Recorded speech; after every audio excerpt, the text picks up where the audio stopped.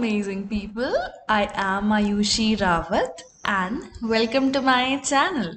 In the last parts of the Git and GitHub series, we have seen what is version control system, what is Git and GitHub and the difference between the two, how to create a GitHub account and how to create your first GitHub repository.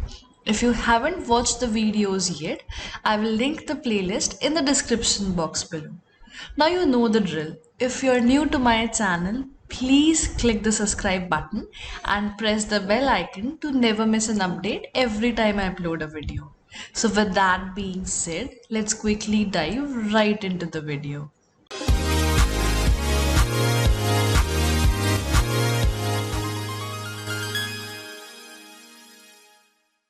Let's have a look at today's agenda. In this video, we'll cover how to install and set up Git. Once you have configured Git, we'll see some basic commands, and at the end, we'll see how you can push your code to GitHub. So let's dive right into the video. If you wish to skip to a specific section, I will add the timestamps for you, but I would advise you to watch the video till the end to get the maximum benefit out of this video. I will also share a fun fact with you at the end of the video. Step 1. Installation of Git. Let us start by installing Git. This will work on all major platforms like Windows, Mac OS and Linux. After landing on the Git's website, let's hit the downloads page. It will automatically detect your operating system and present you with the appropriate link. Let's initiate the download process. Your download should start automatically, but for some reason, if it hasn't started yet, you can download it manually by clicking at this link right over here. Once your download is complete, let's proceed further. Let's quickly complete the setup process. Click Next. Unless you want to change the default name for your repositories, hit Next, Next, and it's installing.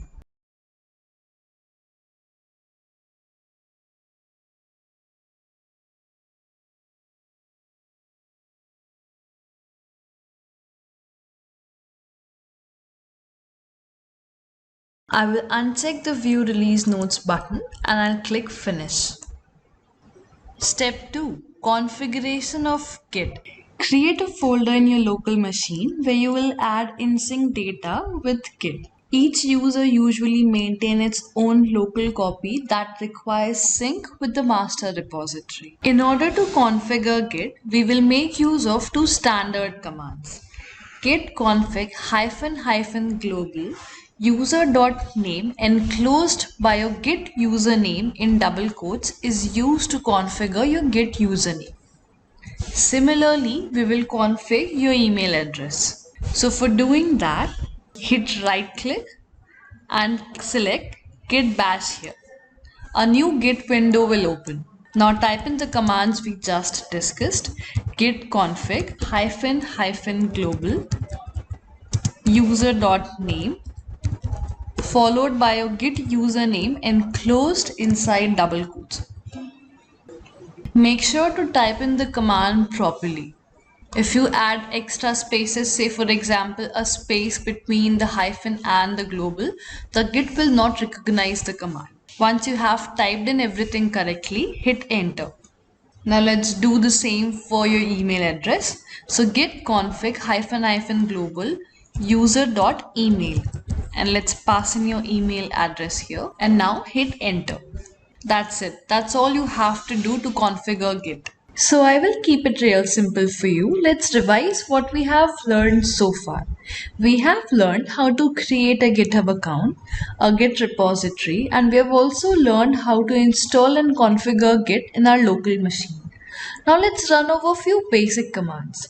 You don't necessarily need to remember each of them, just write it down somewhere or screenshot this image from the video you're currently watching.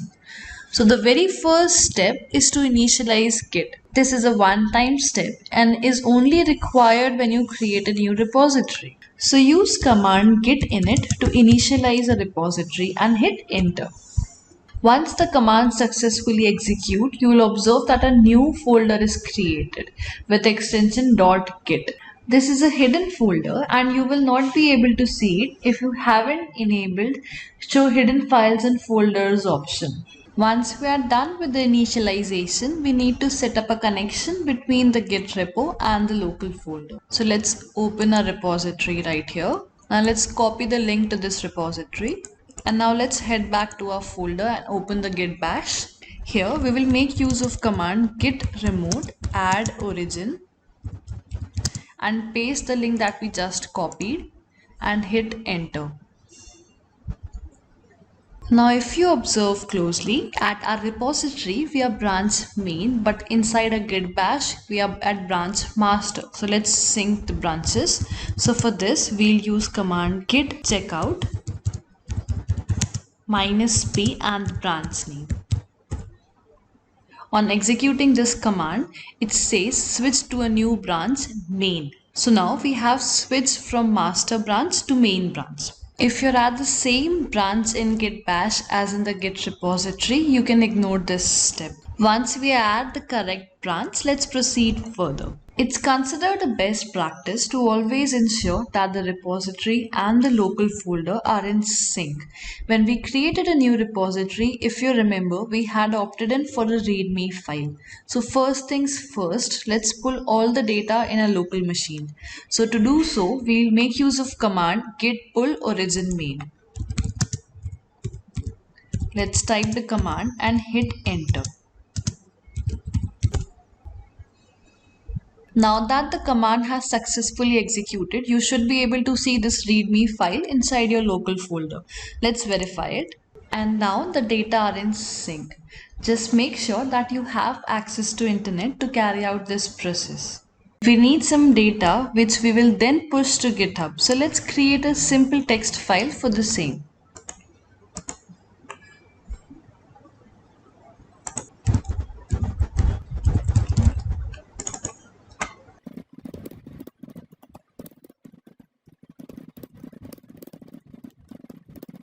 I have typed in some dummy data here. You can add or create any number of files that you wish to add to your GitHub account.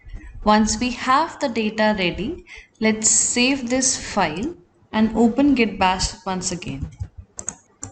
We will make use of git add command. So type in git add space dot and press enter. Once again, I'm asking you to ensure that you have typed in the command correctly. There's a space between the add and dot. This is an intermediate step and now we are ready to make commit. We can track our changes in the process using git status command. So let's check in by typing git status and hit enter.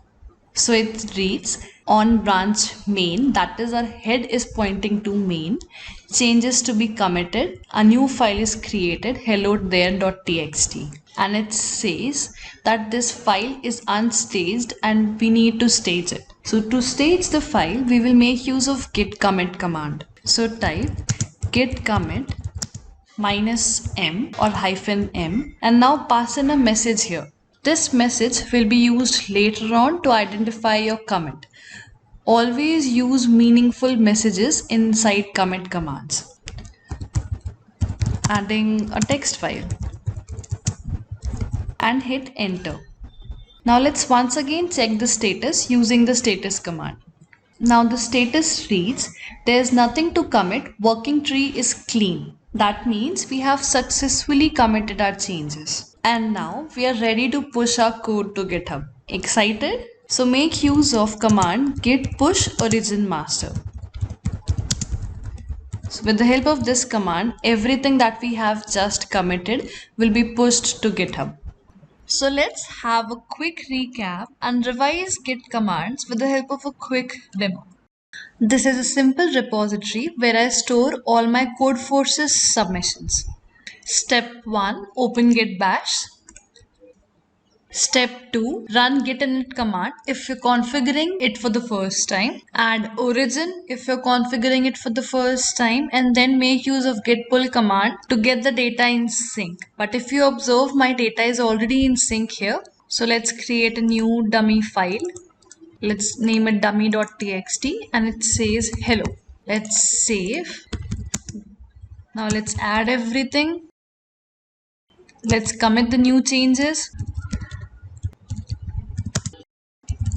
Let's push everything to GitHub. Once the command successfully executes, now let's reload. And now if you observe, the dummy file has been pushed to GitHub repository with the commit message adding dummy file. Let's open and test. It reads hello. And with that, it's a wrap. I hope you found the video helpful. In the next part of the Git and GitHub series, we'll learn how to clone a GitHub repository, how to create a pull request, and how to merge conflicts. Fun fact, do you know if you spell GitHub incorrectly, something like GUTHIB, it will display an error message on the screen reminding you that you did not spell it correctly. If you want a step-by-step guide of this video tutorial, you can get it at my blogging website. If you like the video, please give it a big thumbs up. It will encourage me to make more such videos for you. And if you have reached so far and still haven't subscribed to my channel, please do it right away. If you're looking for some cool projects in Python, I have just the playlist for you. It has 30 plus awesome projects. I would strongly recommend you to join my Telegram channel and Discord server to connect with peers and fellow developers to help improve your coding skills. I would love to connect with you on social platforms like Twitter and LinkedIn. Find all the links attached in the description box. If you have any queries or suggestion for the next video, drop your comments below. Also, do share your feedback with me. It will help me improve my next video. I will be back with more such videos. Till then, stay safe and stay tuned. Thank you for watching.